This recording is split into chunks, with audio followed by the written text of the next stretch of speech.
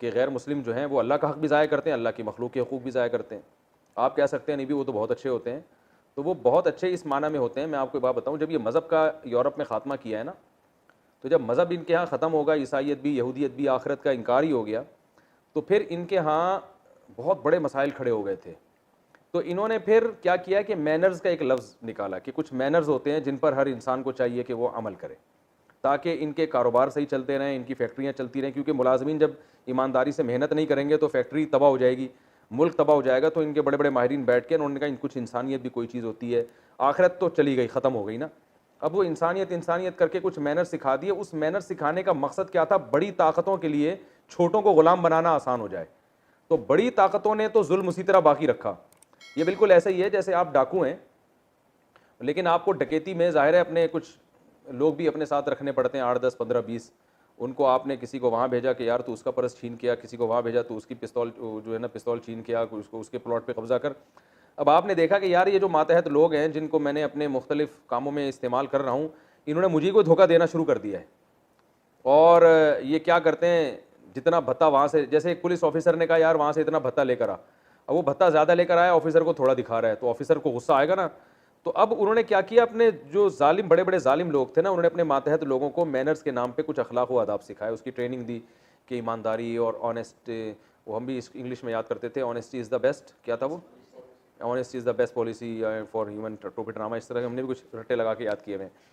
تو اس طرح کی چیزیں سکھائیں تاکہ جو ملازم طبقہ ہے نا وہ اپنے آقاؤں کے ساتھ انصاف سے کام لے. ان کو مینج سکھا کے کچھ انہوں نے کچھ بتا دیا تاکہ ہماری فیکٹریاں چلتی رہیں اور ہمارے ملک ترقی کرتے رہیں. لیکن کیا ہوا, کیونکہ آخرت کا تو انکار تھا نا, کچھ قانون بہت سخت کر دیا انہوں نے, لیکن آخرت کے انکار کی وجہ سے نتیجہ یہ نکلا کہ سارا کام اب قانون سے لیا جا رہا ہے, اور جو بڑے لوگ تھے نا وہ ان میں مینرز پیدا نہیں ہوئے. تو آپ دیکھ لیں کہ دنیا کی جو بڑی بڑی طاقتیں ہیں, انہوں نے آج بھی پوری دنیا میں ظلم کا ایک نظام برپا کیا ہوا ہے. چھوٹے ملکوں کے کوئی حقوق ہی نہیں ہے, جب چاہتے ہیں جس ملک پہ قبضہ کر لیں, آپس میں لڑا کے تو ان کے وسائل پہ قبضہ کر رہے ہیں. تو آخرت پر ایمان ہوتا تو یہ حرکتیں نہ ہوتی. نہ یتیموں کے دنیا میں کوئی پرسان حال ہے, نہ کمزوروں کا آج بھی کوئی پرسان حال نہیں ہے. تو کمزور کا خیال وہی کرے گا جو آخرت پر ایمان رکھے گا. کچھ مینرز تو پیدا ہو جاتے ہیں, کچھ اخلاق پیدا ہو جاتے ہیں, لیکن جو حقیقت ہے, جو روح ہے انسانیت کی خدمت کے جذبے کی, وہ اس وقت تک پیدا نہیں ہوتی جب تک آخرت پہ ایمان نہ ہو. ابھی کچھ دن پہلے میں نے ایک امریکن گورا تھا, اس کا وہ مسلمان ہوا, اس کا میں نے انٹرویو بھی اپنے چینل پہ اپلوڈ کیا تھا. اس سے ہم نے پوچھا نا کہ آپ نے اسلام قبول کیوں کیا, اس نے کہا صرف اس وجہ سے کہ اسلام میں آخرت کا تصور ہے, اور انسان کو انسان بنانے کے لیے روز جزا کا تصور ضروری ہے, اس کے بغیر انسان حقیقی معنوں میں انسان بن نہیں سکتا.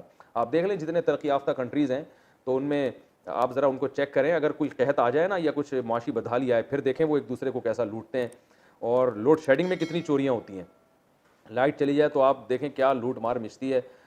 میں ملک کا نام نہیں لوں گا, ابھی ایک کنٹری میں میرا جانا ہوا, تو وہ کرونا وائرس کی وجہ سے یہ شارٹ ہو گیا تھا ٹیشو پیپر, تو اس پہ اتنی لڑائیاں ہوئی. انہوں نے کہا یار ہم اس قوم کو بڑی تہذیب یافتہ قوم سمجھتے تھے, اور یہ جناب جو ہے نا شاپنگ مالوں میں گھس کے جو ہے نا جس کے ہاتھ میں 2 ٹیشو پیپر آ رہا ہے وہ لے کے جا رہے ہیں. ہمارے یہاں کم از کم پڑھے لکھے لوگ یہ کام نہیں کرتے, لیکن جب کوئی مصیبت آتی ہے تو پتہ چل جاتا ہے کہ کون کتنے پانی میں ہے.